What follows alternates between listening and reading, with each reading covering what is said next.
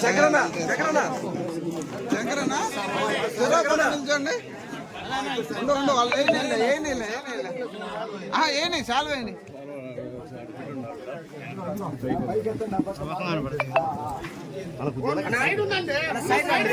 వస్తారు నిలబడి సైడ్ రావాలి.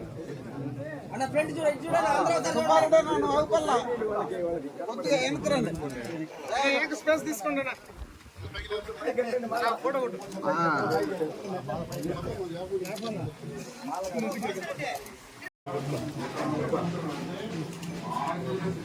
సార్ అందరూ ఒకసారి చూడండి సార్.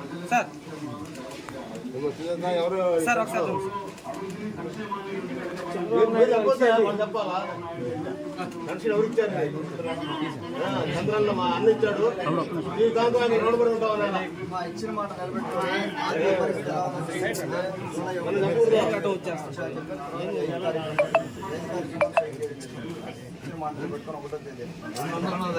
ఎప్పుడు ఎవరున్నారు?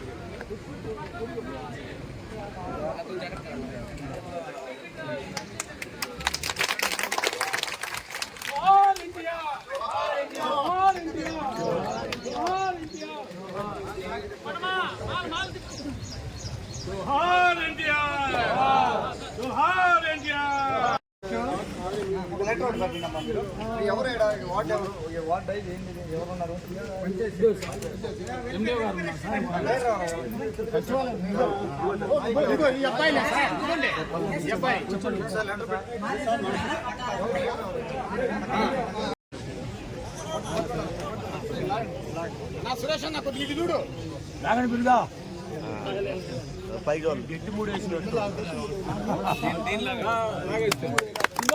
Telugu Desam party Telugu Desam party Telugu Desam party.